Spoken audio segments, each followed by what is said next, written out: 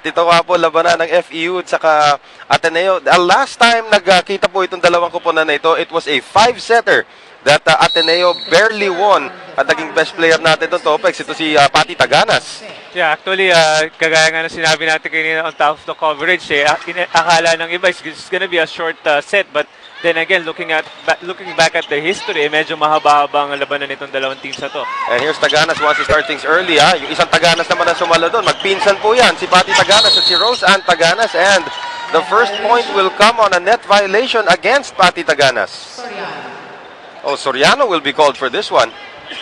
Gulat na gulat si Soriano. Medyo malayo daw siya sa net. So, Soriano will be called for the violation. At tingnan po yan, gano'ng ka-contested yan. Unang puntos pa lang yan, Topex. May contention na kagad. Yeah, I guess yun lang, that just shows kung gano'ng ka-importante yung game natin for this afternoon, Noel. But more important for FEU because, you know, they still need to string some wins together. At ito ngayon, unang 2 puntos na punta rito sa FEU. Isipin mo, they won their first game and lost their next 7. I don't know kung saan na yung FEU sa ganitong klaseng situation. Yeah, I think one of the main reasons nga naman they're still looking for their identity. Ika nga ano, pinag-usapan natin kanina. Again, kapag ganyan talaga, medyo bago yung team mo, Noel. So, nagkakahanapan pa kung sino ba yung magandang grupo na pwedeng isabak ni Coach Nes Familiar. Well, itong kuponan naman ng Ateneo, in their first game, they struggled against FEU as well.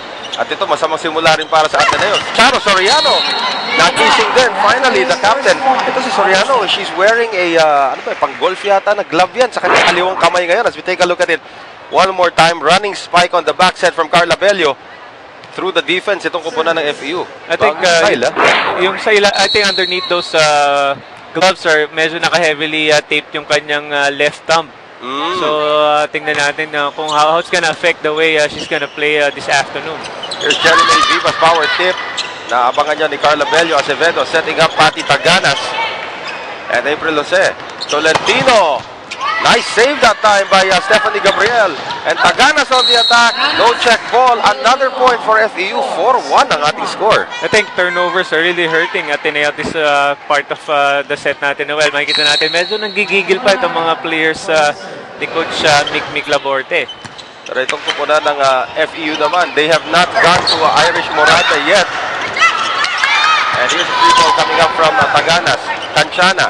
Bello. Backstep kayo. Papunta kay Acevedo. Nice dig that time from Morada. Saved and Tolentino will have to give up the free ball. Acevedo. Quick set. Bello. Papunta kay Taganas.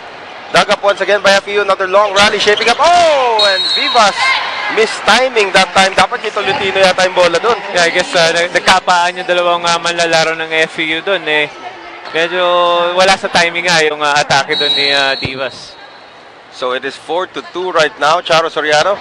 Jump serve. Massive jump serve galing dito kay Charo Soriano. Here's Marigel Tolentino going long on the spike. At ngayon, yung FEU naman na nagkakaroon ng errors, Topex. I think yung turnovers again hurting this young FEU squad. So 4-3 ngayon ang ating score. FEU still up. Set number 1, Soriano hesitating a little bit on that serve and it's an ace. Medyo napaisip doon si Irish Morada kung saan papupuntahin ni Charo Soriano yung serve niya. But again, tandaan po natin, although Morada, nakausap natin kanina, claim she's 100%. Yung mga ganong klaseng elbow injury, hindi kagad na nawawala yan, Topex. Yeah, I guess that's depende sa damage talaga that's been done. But then again, siguro naisip din doon ni Morada na kung hindi siya maglalaro, ano pang patutunguhan ng kanyang team. Patty Taganas scoring there on that attack. And so Ateneo has now taken the lead. Tignan natin, ganda ng reception ni Charo Soriano that time. Carla Bello with the excellent setup para kay Taganas. Parang clinic yun sa Ateneo. And they are able to score 5-4. Charo Soriano. Wala pang pita yung ating referee. Soriano excited, ha? Yan maganda. May lakad yata itong si Charo, ha? Hindi pa medyo nagmamadali. Tumatawa na lang si Coach Mick doon. Charo Soriano with those powerful serves. Yan, maganda eh. Take your time a little bit. And again, that serve. So massive jump serve yung ni Charo Soriano. Kabanag ngayon. And Canchana cannot get to that one. Mukhang palabas na rin yun. But Canchana still played it. And now we are tied at 5 apiece. Cherry May Vivas will be serving the 18-year-old para dito sa kupunan ng FEU. At least, well, pinakamatanda nila dito, 19 years old. Dito si Irish Morada. So, It's a pretty young team for FEU, as we keep on mentioning. This is the team of the future. Acevedo, another future player for Ateneo. And medyo nagkaroon ng banggahan doon si Vivas. At saka itong si Morada. At Morada trying to smile that one off. Pero muntik na niya ma-spike yung mukha ni Vivas doon, ha? At the service zone for Ateneo, number 11. So far, quiet para sa kupunan ng FEU. Ito si Shaira Gonzalez. No plays have been set up for her. Oh, that's not a good read by Taganas as the other Taganas scores. Patty Taganas scoring over her cousin. Itong si Roseanne Taganas. So, service ace number 2 para sa Ateneo. They have now taken a 2-point lead. Taganas to Taganas. And Shaira Gonzalez, finally. Stephanie Gabriel is there. Bello goes to the other side. Canchana! Power tip, but that one is out. No check ball. And it is 7-6 right now. Yun yung pinag-usapan natin, Noel. Again, ditong si Canchana. She seems to play like local nga. Gaya na sinabi natin kanina. But then again, we have to consider that she just came off knee injuries. So I guess she's still recovering from it. Nakabalot pa yung kanyang balikat dito as Shaira Gonzalez finally makes some noise para sa FEU. 7-all.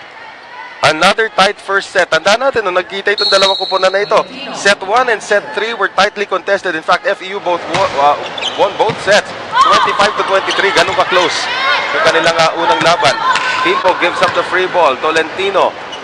Jose, Cabanag attacking. Oh, and Taganas put a hand on that one. It looked like it was going to go out.